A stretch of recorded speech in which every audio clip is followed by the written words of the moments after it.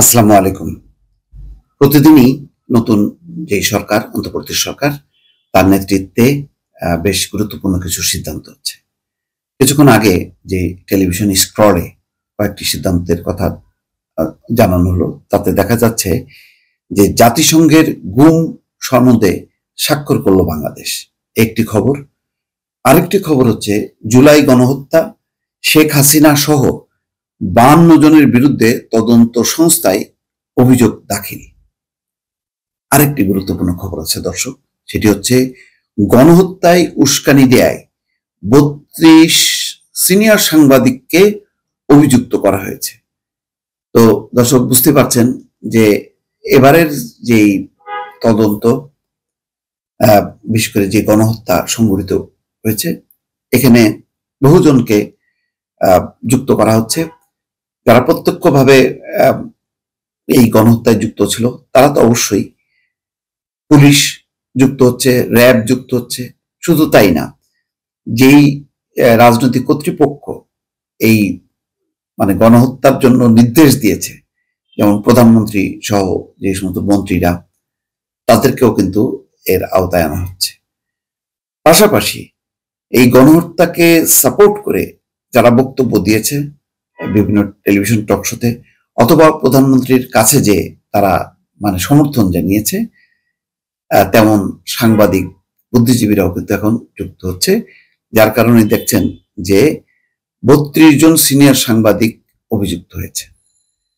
এটা এর আগে কখনো এইভাবে কিন্তু অভিযোগ ঘটেনি। এবং বাংলাদেশের ইতিহাসে এটাও সত্য যে একটি পরিবর্তন, একটা সরকার পরিবর্তনের জন্য এত মানুষের আত্মহত্যের ঘটনা এটা হয়নি।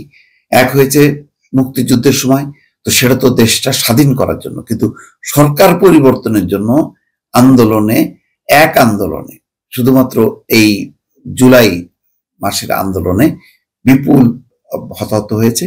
ইতিমধ্যে যে পরিসংখ্যান, তাতে মৃতের সংখ্যা হাজার খানিককে দাঁড়িয়েছে এবং আরো ১ থেকে ১,৫০০ যারা গুলিবিদ্ধ এবং অসুস্থ হয়ে বিভিন্ন হাসপাতালে চিকিৎসাধীন আছে।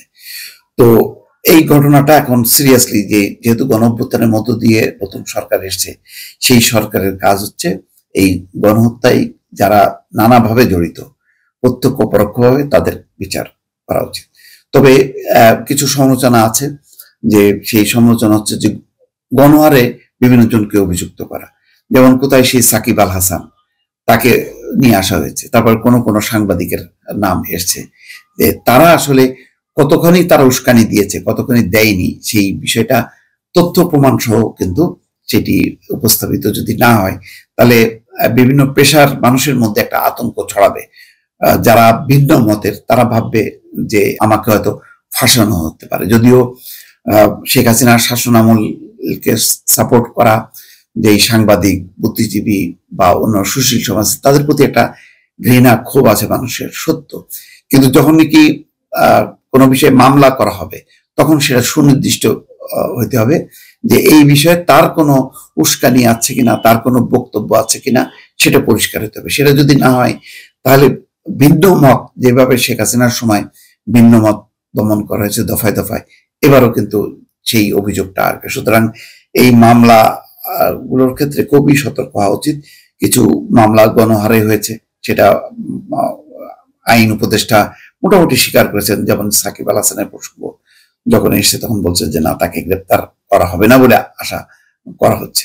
অর্থাৎ এক ধরনের সায় দিয়েছে যে না, এটার ব্যাপারে হয়তো তত যাচাই বাছাই করা হয়নি, হয়তো কেউ তার নামটা ঢুকিয়ে দিতে পারে, এমন বিষয়টা আসতে পারে। কিন্তু এখন কিন্তু যেই অভিযোগগুলো তদন্ত কর্তৃপক্ষ করবে এবং এটা আলটিমেটলি ট্রাইব্যুনালে বিচার হবে, সেই ট্রাইব্যুনালে বিচারের ক্ষেত্রে যাদেরকে অভিযুক্ত করা হচ্ছে তাদের ব্যাপারে সুনির্দিষ্ট অভিযোগ করা খুব জরুরি। তা নাহলে বিভিন্ন পেশা, বিভিন্ন শ্রেণী মানুষের মধ্যে এক ধরনের আতঙ্ক ছড়াবে এবং তখন মনে করা হবে যে তাদেরকে পলিটিক্যালি ভিকটিম করা হচ্ছে। দর্শক ভালো থাকবেন, আল্লাহ হাফিজ।